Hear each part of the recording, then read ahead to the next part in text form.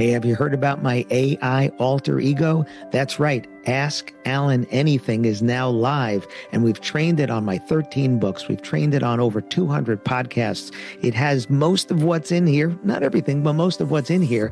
And you can, when you're sitting around going, gee, I wonder what Alan would do in this situation, or I wonder what Alan would say in this situation. Well, now you can.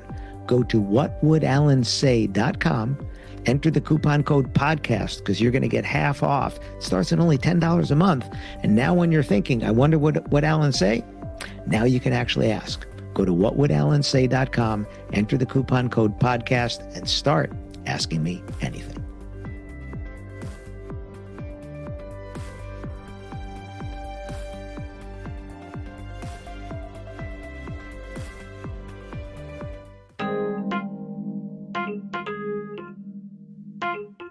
Should vendors leave reviews for other vendors? Listen to this episode, see where I'm going with this.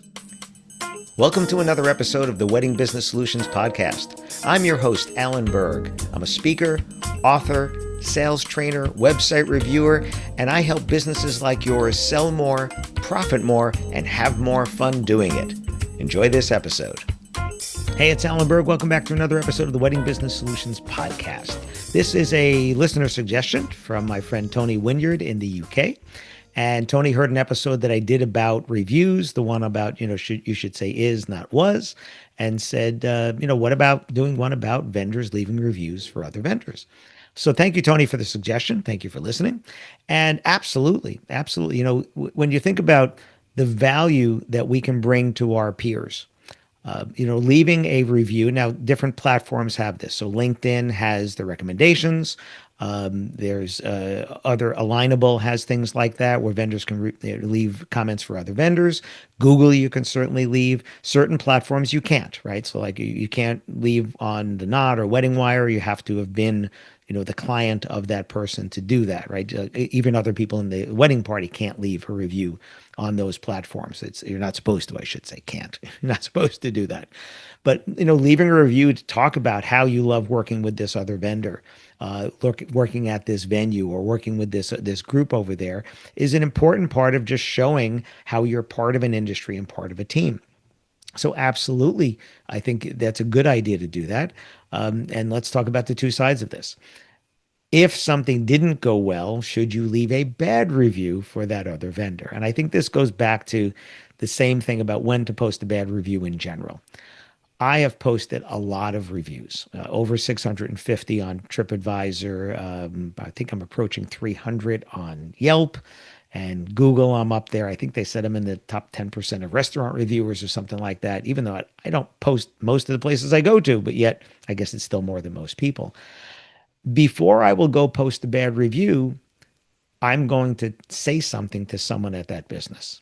So I think if you had a bad experience with another vendor, is it better to talk to them first, or do you just go to social? And I always go back to, what would you want somebody to do for you? If the tables were turned, like let's say you did something and it affected another person, another vendor negatively, and maybe you didn't know it. Maybe you're oblivious to it. Wouldn't you want them to tell you as opposed to going and posting a 1-star review on Google? I would hope so. I would hope you would want to know. If I have a problem at a hotel or a restaurant, I want to tell someone first. If they handle it poorly, or worse, if they don't respond at all, if I'm not doing it on site, then I want to go and post that review. I got a survey the other day from my auto insurance company. I had an issue and I was waiting for the survey, and I got the survey because I twice reached out to a supervisor, twice through email and twice with phone messages, and they never called me back or emailed me back. Now I'm going to tell you.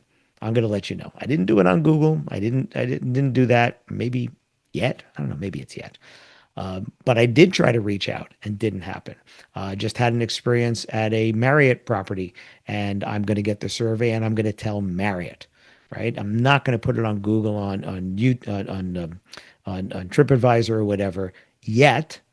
If they mishandle it, then I might. But I think it's only fair to the business to let them know what the experience I had, what the negative experience before and going and posting that. So I have seen, sometimes where, one vendor posts a review about another. I've seen some that just seemed the kind of thing where really that's where you took to do it. Like I remember there was one years ago where it was somebody, it might have been a photographer, was complaining that they didn't get the steak dinner, the same steak dinner that the guests had gotten. And I'm thinking, really?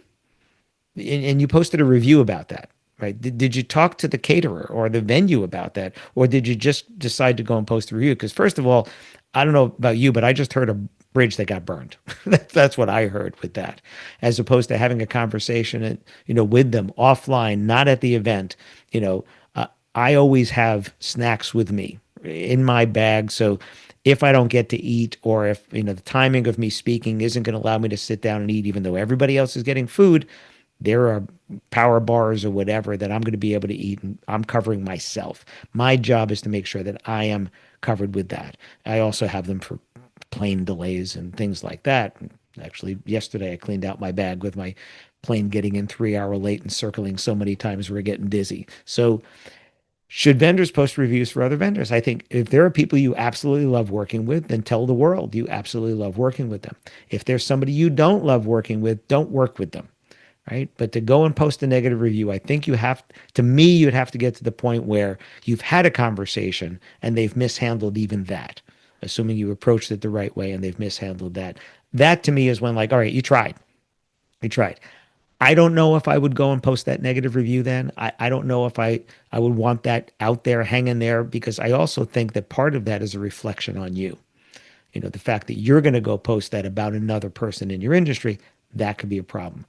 I don't think you should tell things, like if hey, I heard a rumor, whatever, that does not belong on social. Because if you don't know it factual, that's no. Now, if you just saw in the paper that somebody is in jail because they did whatever, okay, you can reference that maybe. Say, listen, here's a heads up for you. If you're thinking about that, make sure you've seen this. And I mean convicted. I don't mean just, indicted. I mean convicted, like done. That person is serving time.